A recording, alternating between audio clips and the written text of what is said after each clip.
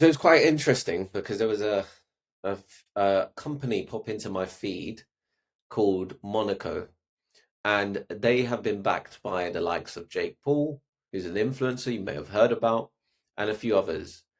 And there was a lot of hype a few weeks ago because they were essentially showcasing a living and breathing CRM that already had your contact information in there of your target audience, already had the signals of who it is that you really need to be focusing on. And why that stood out to me in particular was that this is available to everyone, and you don't need to switch CRM. You don't need that headache of going in and learning a new CRM tool because I'm sure you've all been through it. And if you haven't, lucky for you, but going through a new technology change, especially if you've got a substantial team size, it can get messy. So far better that if you have a CRM, if you're just able to integrate the benefits of that into your existing environment, far more useful. But the reason why I say this is because I've been going since 2017, helping companies with their go-to-market. We've worked with over 270 companies by now. And so near enough 10 years, just under nine, just under 10. And when I started, I was helping companies with LinkedIn.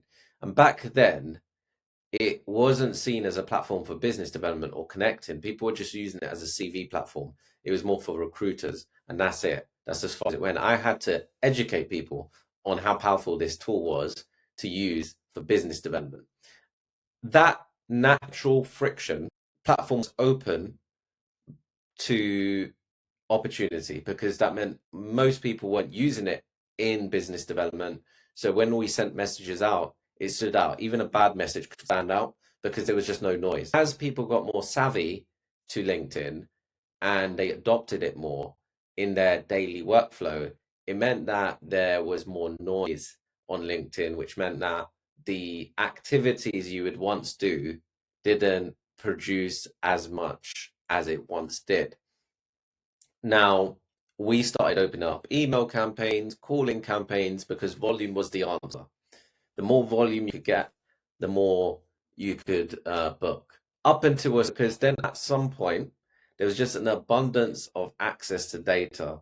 Data became very cheap to access. You could go to Apollo, spend £17 on a subscription, and get pretty much the world at your fingertips. You've got Sales Navigator, £70 a month. You've got everyone that you could ever imagine. Back when I started even working, you didn't even have that kind of access to information. It was just going to an event. That's how you'd meet new people. You'd have an exhibition list. You call them up.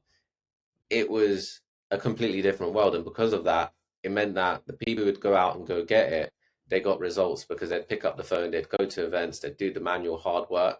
But then that became replaced by automation, and then we went through this influx where just everyone was able to send thousands and thousands and thousands of messages out to people. But because of that, as a consequence, because people kind of are high up on the adoption curve, meant there was a lot more noise. And what I think is happening as the new trend is being able to inference data so that when you reach out to someone, it's contextualized by their situation of their company that they're actually in. And that's going to help you stand out in a crowded inbox because you're going to be delivering insights and value that others aren't. And it's going to take a long time for people to catch up. So a lot of companies I'm speaking to at the moment have static and stale CRMs, and that's what Monaco is solving.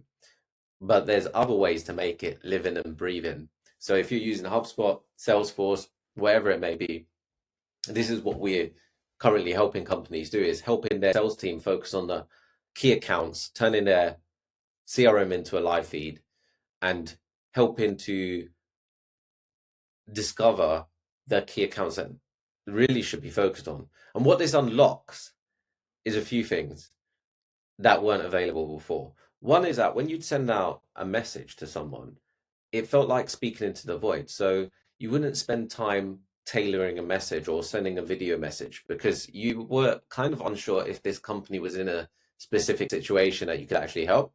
So it was just it felt demoralizing if you did that. So then you don't do it, right? But if you have that context and the company has the funding, they've just seen a significant headcount growth. They're in a region where the legislation that you're help solving, for example, if that was one of the key factors to someone benefiting from your service or solution, then it now becomes massively appealing to actually put in an extra bit of effort to record a video or make the call, right? Because you've got context behind the company that you didn't once have. And most companies at the moment, they're still operating off of an old-fashioned way of, hey, we build an ICP list, here's the job title, here's the company size, here's the industry, and that's as far as their message goes. So the ability to actually craft something that's going to excite someone is limited because everyone can do that. What everyone can't do at the moment is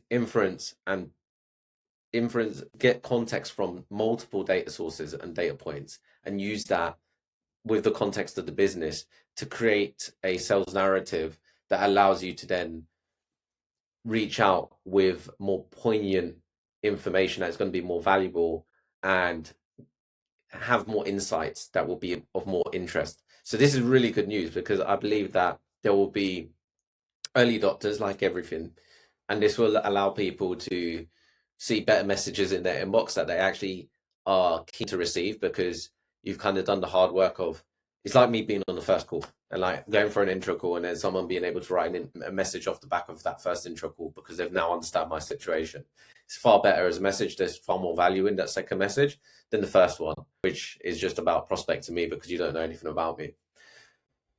This also has second and third order consequences into sales and marketing, right? So typically they get into a bit of a butt of heads because marketing will generate MQLs, and the clash is that sales then call up these MQLs and there's not really any intent behind them. They've just qualified it as an MQL because they've downloaded a spreadsheet 15 times. And that could be a junior rep, it could be someone of significance, but still, does that really tell you that they're in a position to buy? Does it tell you that their company's just received funding, they've just gone for a merger or acquisition? It doesn't. And that's when a salesperson calls them up and it was just someone that was a tire kicker. And they do that enough times and it disheartens them, discourages them. And then they don't make follow-up calls. They don't catch up with the leads that are actually genuinely valid because they kind of see it as, hey, do you know what? This isn't producing results. It's not adding to my pipeline. And that's where in a meeting, marketing come in and say, you haven't been following up on these leads. And the sales say these leads are rubbish. And then they get into a squabble and then something happens off the back of that that doesn't really solve it. And I think that now we do have something that is actually tangibly going to provide a definitive answer to what the quality of the leads that have been generated. And then on top of that is actually the sales calls themselves. So a lot of the time you're jumping into sales calls without any information. So now you're able to ask deeper questions in the first call that allow you to provide far better solutions in a far quicker time frame because it's cutting out the noise of having to just like identify, find your way through a forest rather than having kind of something already paved that you can walk through. And that makes the conversations with existing opportunities far more exciting there as well. So this is the opportunity that I think the right companies will rinse and really get into flow with. They'll have their sales team have a live list of prioritized accounts that they're going after on a day-to-day basis, and that will also spin up any previous opportunities that may have been dropped that will get resurfaced because there is that sign of intent, that signal that has been inferenced from multiple data points, and then they will walk into meetings asking more poignant questions that will help the prospect understand their situation far better, and they will just be wowed by that as well. And then also the sales and marketing will be far more aligned because they'll be able to look at the data and start launching campaigns that are addressing pain points. So they're rather than segmented by the persona, as in just by job title and industry and region, it will be based on what situation they're going through right now. And that's the basis of the campaign. And I think that will really be something sweet for those who are receiving it as well. So it's going to add, I think, some real for the people who do it right. It's going to be efficient on both ends. So you've sourced the right people to speak to, they get the right information, and sales go after the right targets so that they feel motivated to pick up the phone call, to start discussions, to work with marketing, to run events and experiences that get people into the right rooms. So there's an opportunity out there. And if you want to pick my brains, then in onda.co.uk, book in a meeting because I'm really excited. I'm having a ton of calls with companies and just exploring what's possible. It's really exciting times. Look forward to catching you in a bit.